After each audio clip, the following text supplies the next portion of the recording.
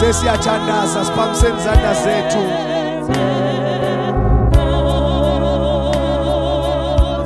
Ushingelo siko, ushingelo bayethe Nkosi bayethe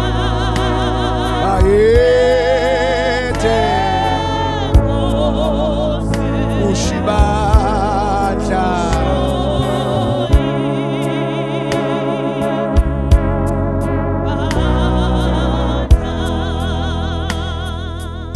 Sesithandaza kulobu busuku bokugcina sindawonye.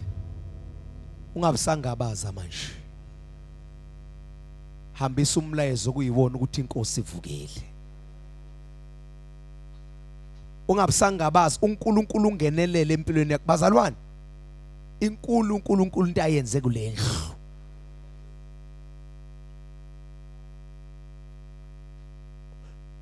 Uthe umfundisi okade elapha mina ekhuluma ethi uzobuyela ekhaya ufica ukuthi lento akakabi khona ngisho intshe encane ekhombisa ukuthi inyakazile kodwa kholwa manje ukuthi ngoba wakunqoba ukufa ngoba wavuka ethuneni iphelele indaba.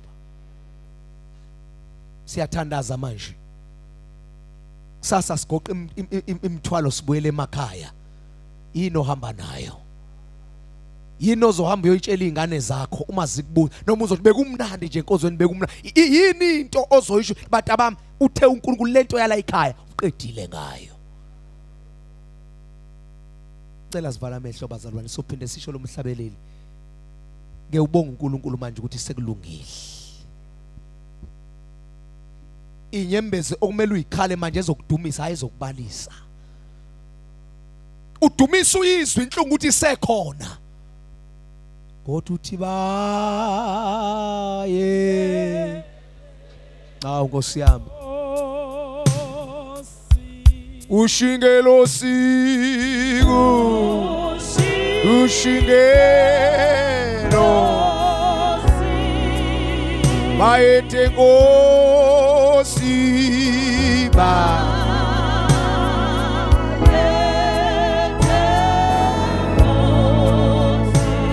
ushibandla usho iba okugcina bayethe Nkosi bayethe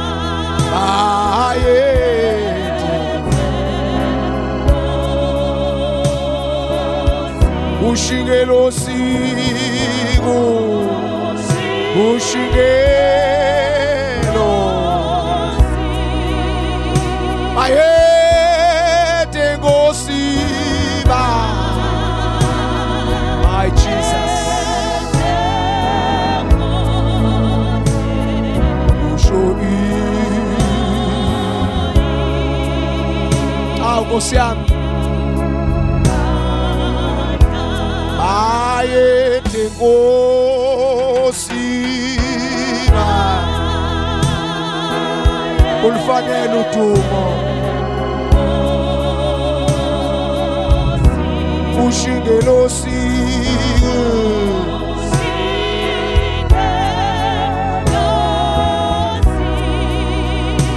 bayethe